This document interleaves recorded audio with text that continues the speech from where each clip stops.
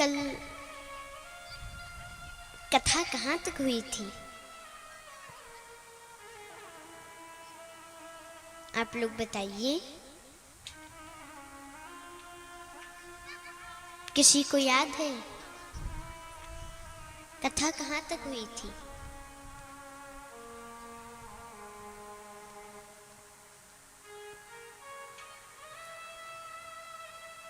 किसी को याद नहीं है?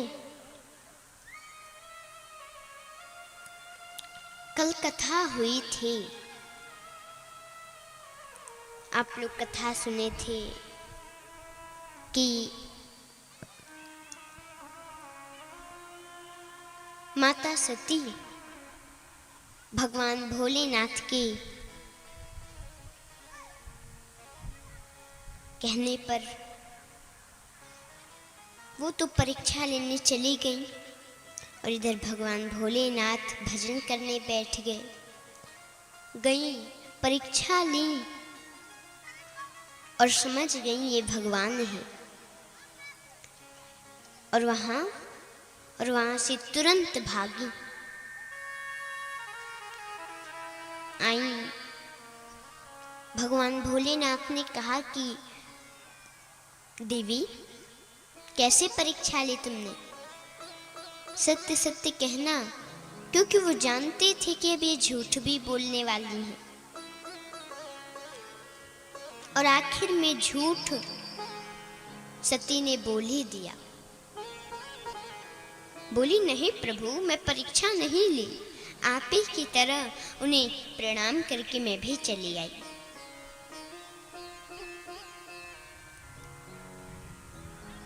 जब उन्होंने झूठ बोल दिया तब भगवान भोलेनाथ ने मन में ये संकल्प ले लिया और मन से त्याग दिया उनको। सोचे कि मेरी माता का वेश बनाया, मैं इन्हें पत्नी रूप में कैसे स्वीकार कर सकता हूं? और मन से उन्हें त्याग दिया। और असली त्याग तो वो होता है जो मन से हो।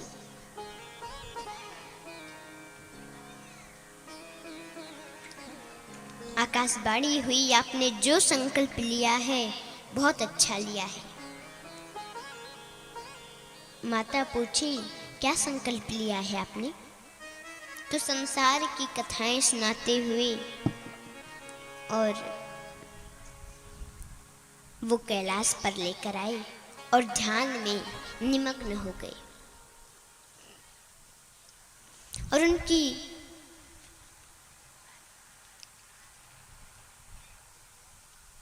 87,000 वर्ष की समाधि लग गई।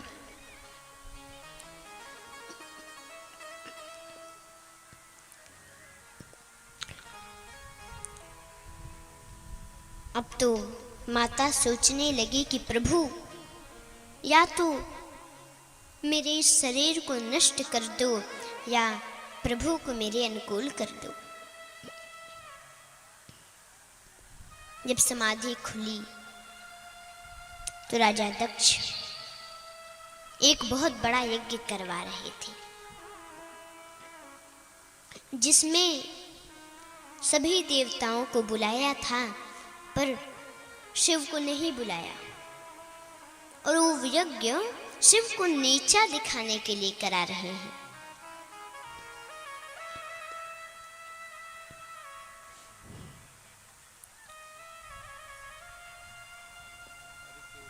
अब सभी देवताओं की स्त्रियां जा रही थी विमान में बैठ करके। तो सती ने देखा, इशारे से बोली, कहाँ चली? उन्होंने कहा, स्वाहा स्वाहा, तुम्हारे पिता के घर स्वाहा स्वाहा हो रहा है। अब सती को भी जाने का इच्छा हुआ। बोली कि प्रभु, भोलेनाथ से कि प्रभु अगर आपकी आज्ञा हो तो मैं भी जाऊं। आपके ससुर के घर बहुत बड़ा यज्ञ हो रहा है, चले? तो भगवान भोलेनाथ ने कहा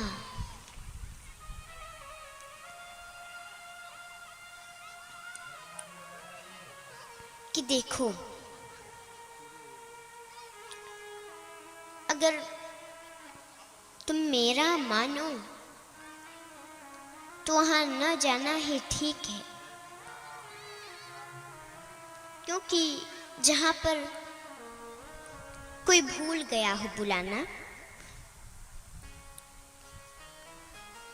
वहां जाइए, कोई बात नहीं।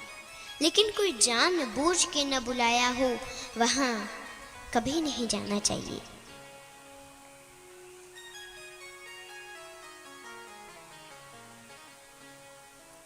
और अगर फिर भी जाना चाहती हो तो जाओ, लेकिन आवत ही हर से नहीं, नैनन नहीं सने, तुलसी तहाँ न जाइए, चाहे कंचन बरसे मेघ। जहाँ जाने पर हर्ष नहीं होता, नैन में स्नेह न दिखता हो, ऐसी जगह पर सोने की भी बारिश हो तो नहीं जाना चाहिए।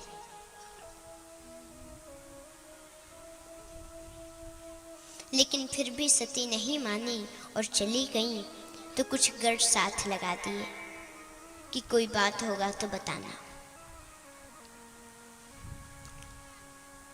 वहां गई,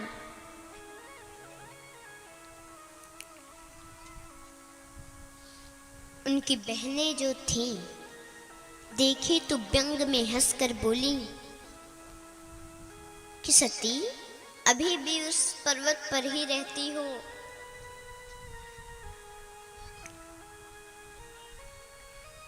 कि घर वर बना है?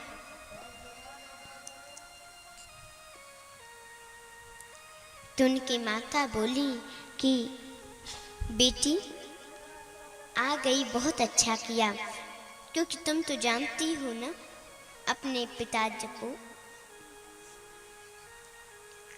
आ गई, बहुत अच्छा किया।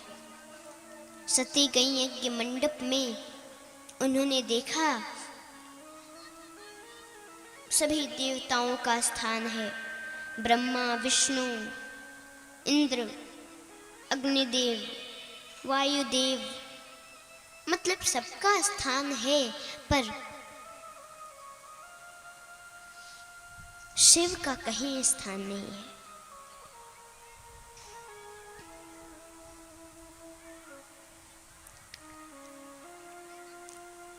ये देखिए, उन्हें क्रोध आया। दक्ष ने कहा कि इसको यहाँ पर किसने बुलाया,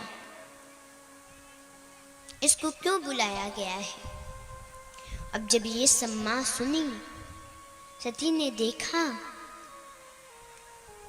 उनको क्रोध आया।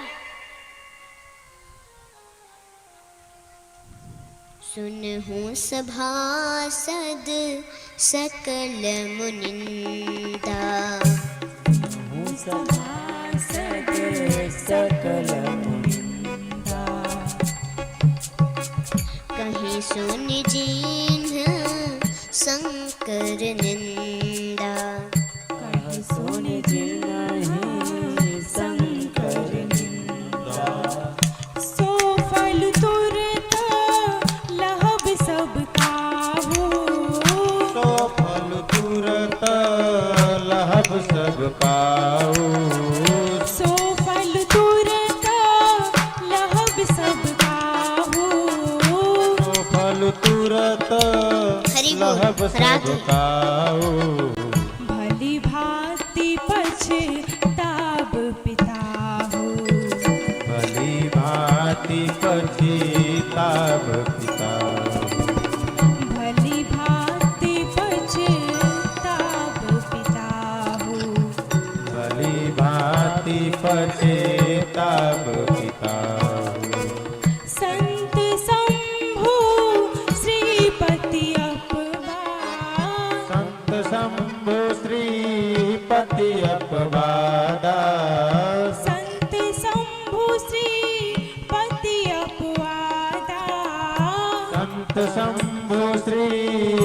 अति अपवादा सुनिय जहाँ तहाँ असी मर जादा सुनिय जहाँ तहाँ असी मर जाता सुनिय जहाँ तहाँ असी मर जादा जहाँ तहाँ असी मर जाता काटिए तासु जीभ जो बसाई काटिय तासु जीभ जो बसाई काटिए तासु जीभ जो बसाई काटिय तासु जीभ जो बसाई श्रवण मुनि नत चलिया पराई श्रवण मुनि नत चलिय पराई श्रवण मुनि नत चलिया पराई श्रवण मुनि नत चलिय पराई सुनह सभासद सकल मुनिंदा सुनहु सभासद सकल मुनिंदा कहे सुन जिन्हा शंकर निंदा कहीं सुन जिन्हा शंकर निंदा बोली, हे सभासदों, हे ऋषियों मुनियों, मेरी बात को गौर से सुनो। जिस यज्ञ में शिव का स्थान नहीं होता वो यज्ञ कभी पूर्ण नहीं हो सकता। आप लोगों में जिसने भी शिव की निंदा कही या सुनी है सबको उसका फल प्राप्त होगा, ऐसा शास्त्र कहते हैं। संत भगवान शंभु श्रीपति इनका जहाँ अपमान होता है, इनकी जहाँ बुराई होती है, वहाँ यदि शक्ति है तो तुरंत उसके जीभ को काटो जो इनकी बुराई करते हों, और यदि सामर्थ्य नहीं है तो वहाँ से भाग जाओ। मेरे पिता अहंकारी हैं, इस शिव के द्रोही हैं, और शिव के द्रोही से उत्पन्न ये मेरा शरीर है, और ये उनकी सेवा में जाने के योग्य अब नहीं है। पिता मंदमति निंदत तेहि पिता मंदमति निंदत तेहि दक्ष शुक्र संभयः देहि दक्ष शुक्र संभवयः देहि तजिहौ तुरता देहि तेहि हेतु तजिहौ तुरत देह तेहि हेतु तजिहौ तुरता देहि तेहि हेतु तजिहौ तुरत देह तेहि हेतु उर्धर चंद्र मौल विष केतु उर्धर चंद्र मौल विष केतु उर्धर चंद्र मौल विष केतु उर्धर चंद्र मौल विष केतु अस कहि जोग अग्नि जनु जारा अस कहि जोग अग्नि तनु जारा अस कहि जोग अग्नि तनु जारा अस कहि जोग अग्नि तनु जारा भयउ सकल मख हाहाकारा भयउ सकल मने हाहाकारा भयउ सकल मख हाहाकारा भयउ सकल मने हाहाकारा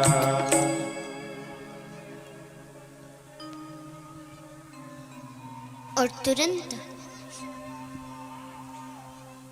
उन्होंने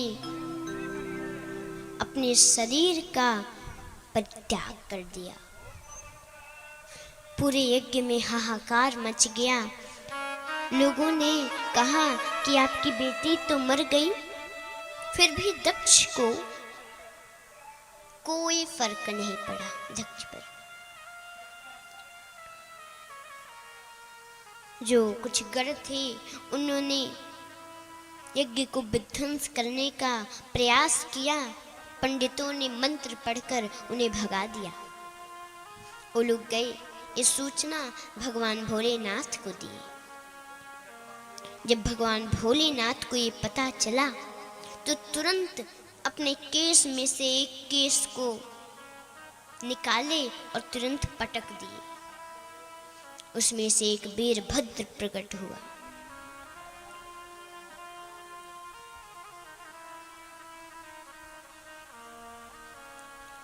भगवान ने कहा जाओ और पूरे यज्ञ को विध्वंस कर दो। वीरभद्र ने जाकर सबको दंडित किया और प्रजापति दक्ष के सिर को काटकर स्वाहा कर दिया। पंडित जी की दांत तोड़ दी, भृगु जी की दाढ़ी नोच ली, भगदत्त नेत्र विहीन किया। तब भगवान शंकर ने दक्ष को बकरी का मुंह लगवाया। भृगु जी से कहा कि आपकी फिर से दाढ़ी आ जाएगी।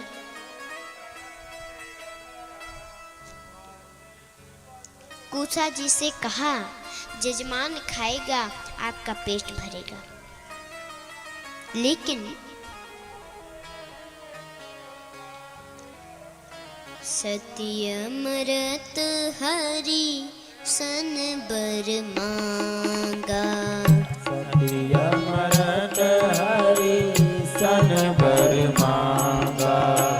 जन्म जन्म शिव पद अनुरागा।